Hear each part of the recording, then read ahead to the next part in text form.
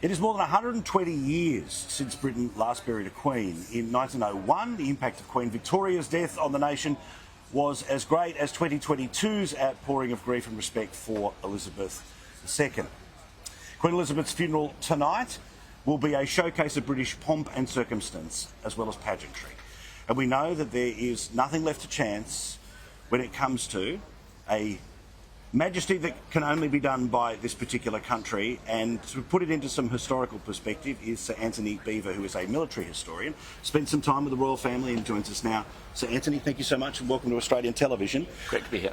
The significance of today, we were talking before, Nelson Mandela's funeral probably you mentioned was as close, but yes. This is an incredible gathering of people. Mm-hmm. When was the last time something like this happened in London? Well, not really, since the funeral of Edward VII, and as you rightly mentioned, Queen Victoria, where all of the royal families were related. And the Queen Victoria was actually sort of referred to almost as the grandmother of Europe. But that didn't stop Europe going to war. She ascended the throne as a very young woman.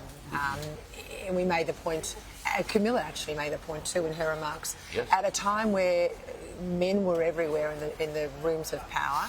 The Privy Council had no women. The Accession Council, she was the only woman in the room.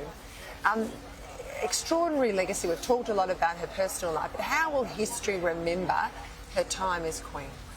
I think not just a sense of duty. I mean, we've all been hearing about the wonderful sense of duty and all the rest of it. But the way that she showed the importance of democracy, and that actually goes back to Prince Albert. He was the one, a German prince, who managed to persuade Queen Victoria, who had been interfering in politics, the importance of keeping out of politics and being objective. And it was really her strength in never actually committing herself in any particular way politically that actually ensured, I think, the survival of democracy here. And let's face it, it's quite a lesson in an age where we're seeing autocracies developing and even threats to democracy in the United States. So from that point of view, I think her role is incredibly important. But we'll remember for lots of other reasons as well. I mean, I think also the incredible sense of humour, which was masked most of the time. I mean, she was amazing in that particular way.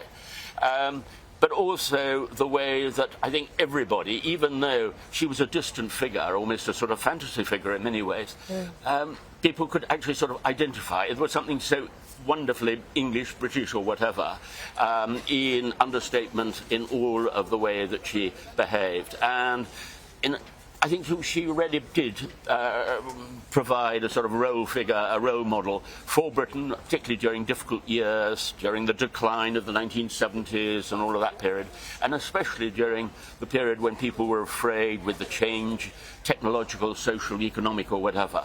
She did provide a really essential sense of comfort and continuity. Are we recommitting to something today, or is the truth that we're saying a goodbye to something we can't have again? Important point. I think that the concentration really is on continuity as far as possible. And I think that the King is very keen to do that. And I think he's well aware that he can't sort of interfere in the best way, sense of the term, from the point of view of his strength of feeling about the environment and things like that. He's got to play a much more objective role, and he's well aware of that. And I think that Camilla is absolutely fantastic in the way that she will support him from that point of view.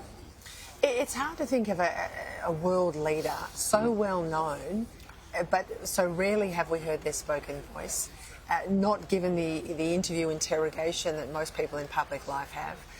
Is it perhaps, is she the end of the royal mystique? Are we going to see more from other members of the royal family, not to the point of oversharing, I hope, but you know, this inscrutable face of the monarchy. Your point before that we were able to project all these things on her because she kept some of the colour out of the drawing. Absolutely. Yeah. I mean, in the way that, for example, she always had, if you like, the right expression. When it was a sombre occasion, a state occasion or whatever, she would always look very, very serious. But when she was out meeting people or whatever, there was that fantastic smile.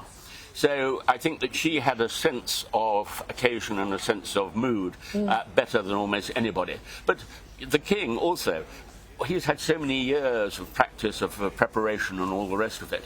He too has learnt that, and I think that I don't foresee a problem from that point of view. But he is taking over at about one of the most difficult times possible.